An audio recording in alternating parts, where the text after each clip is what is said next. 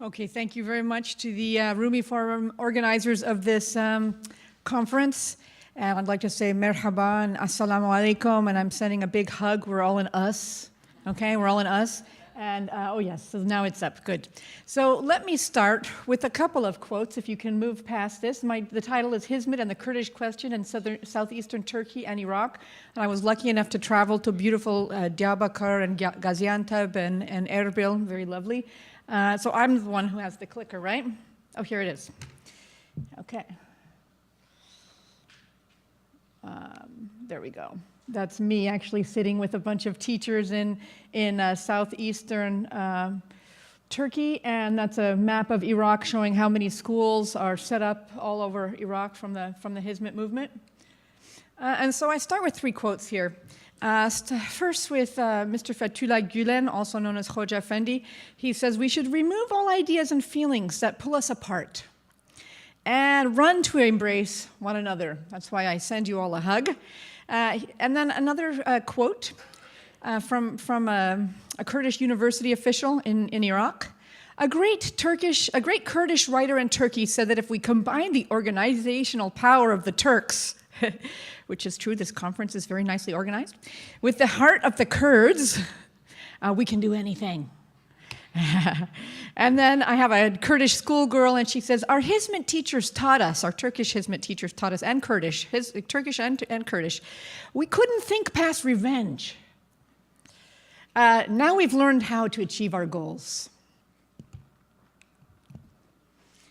All right, so let me start with my friend Damla, and of course that's not her real name.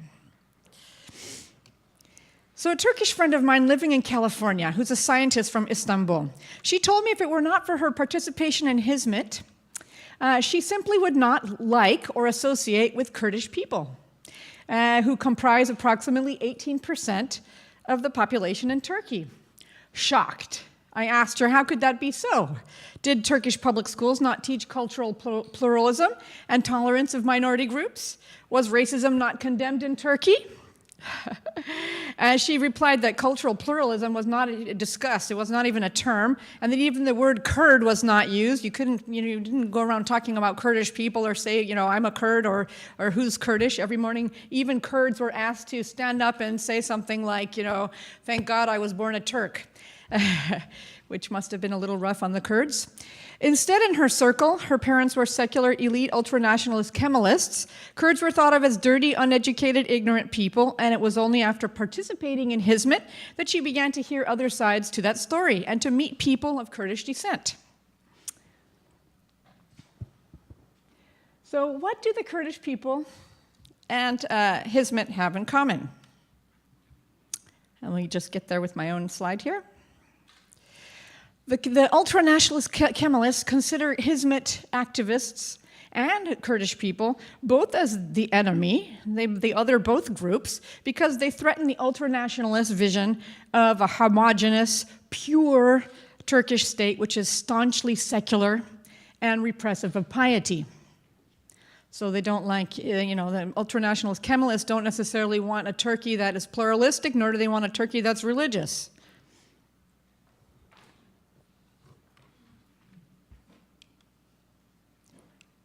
Okay, so here's a map of the regions of what some Kurds would call Kurdistan.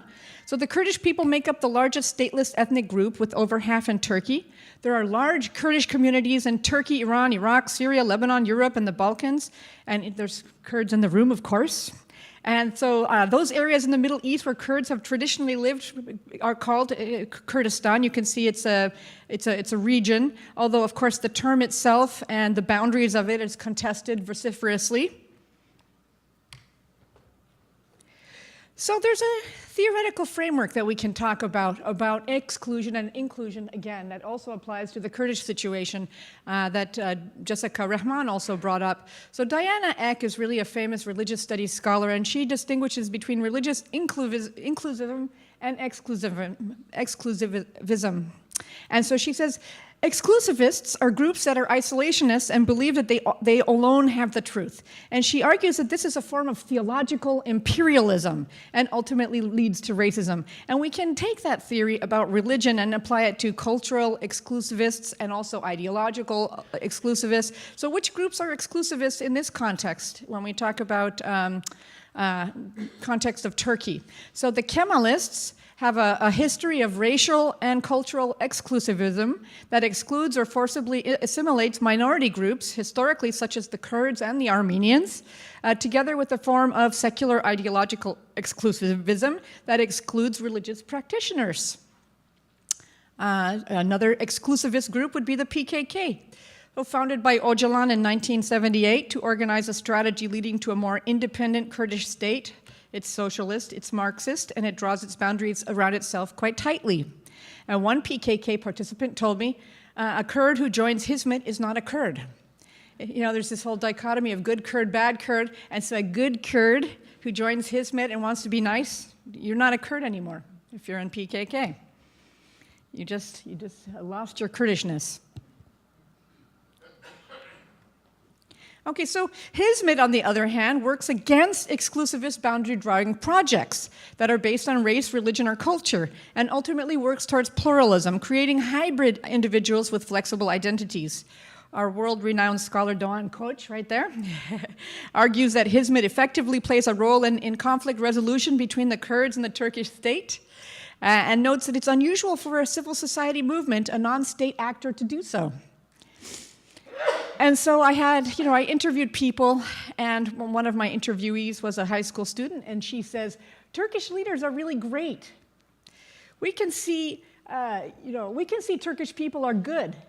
So she was Kurdish, and through her interaction with the Turkish teachers, she was able to see that Turkish people were good. They can earn a better salary in Turkey, but they came here and they sacrificed, and they succeeded in changing our ideas.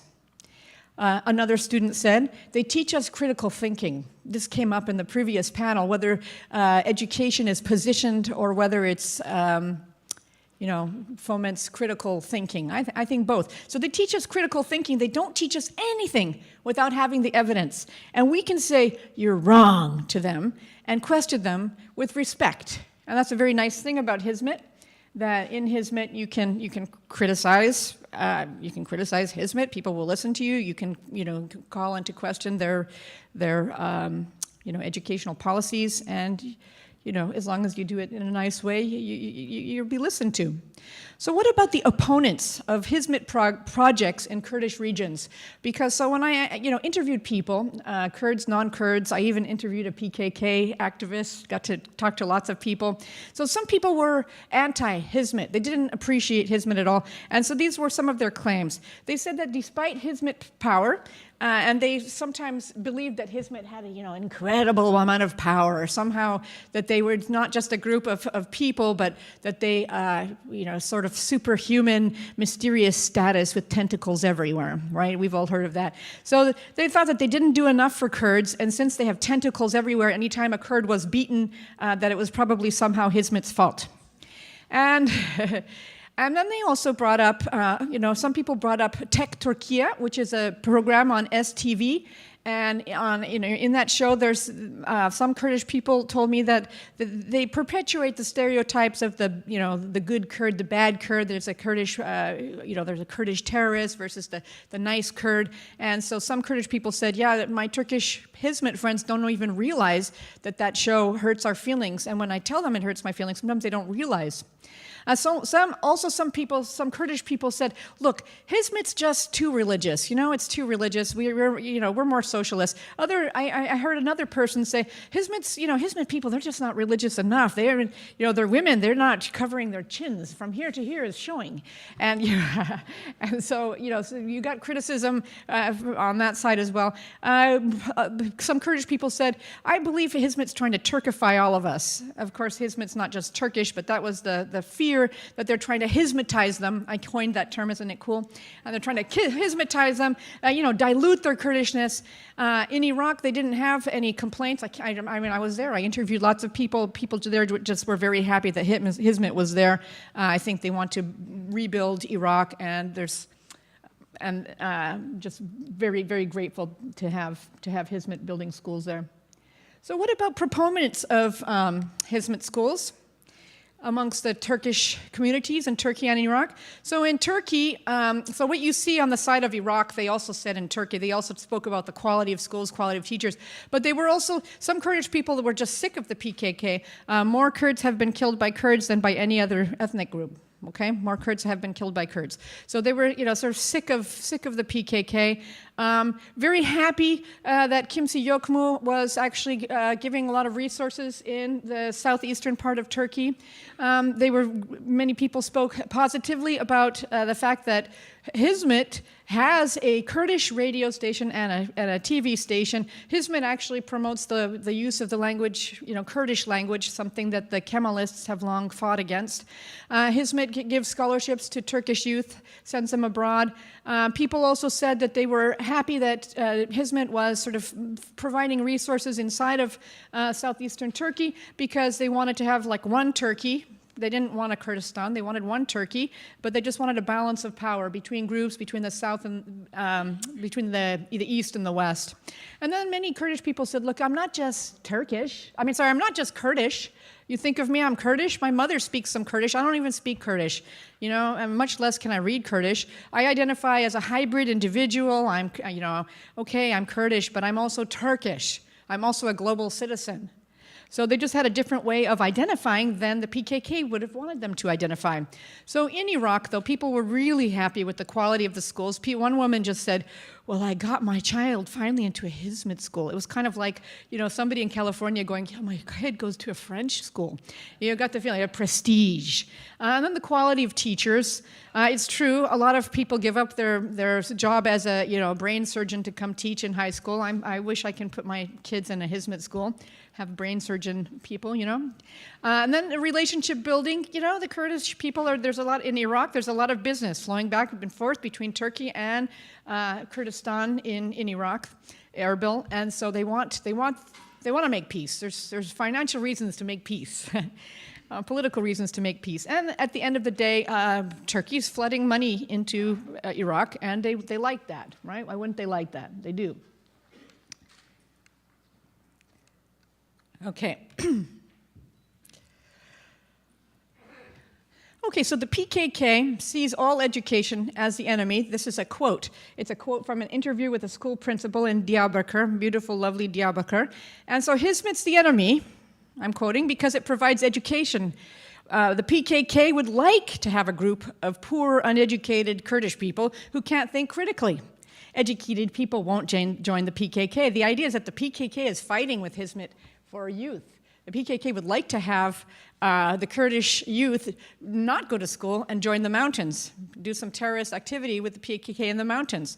So a Kurdish girl, I'm going to get to another quote, and I interviewed her in Erbil also. She said very ambitiously that together she and her schoolgirls would work to solve the Turkish-Kurdish problem. We're going to find a way, she said. We have to change people's minds. Each group sees the other as criminal.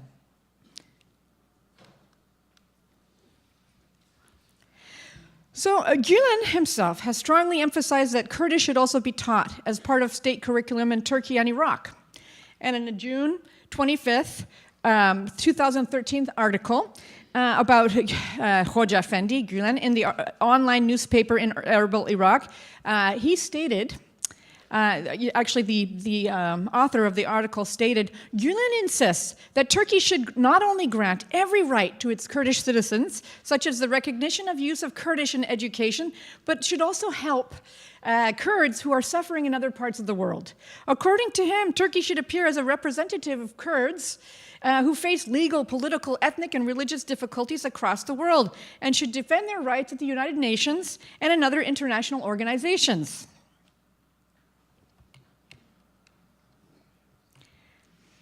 And so this is my conclusion here. I say, clearly, Fethullah Gülen must be understood as being concerned for the Kurdish people, its liberation, prosperity, and identity. But he offers a very different solution. He draws his boundaries very differently than does the PKK. PKK draws their boundaries around, Kurdish nationalism. And in fact, as we know, PKK also There's drug issues. They're drug, they're part of a syndicated international drug running operation. All kinds of problems. So their boundaries are not just nationalistic. So the problem with exclusivist identities is that they do not allow growth, flexibility, and change, all necessary for material success in the globalizing world. And those that participate in Hizmet are likely to become better global citizens. Hizmet makes a wide range of efforts to support local cultures and local languages. It provides high-quality educational programs so that Kurdish students can flourish in a variety of ways, return to improve their own communities, and to create forms of Kurdishness of their own free choosing. And I thank you very much.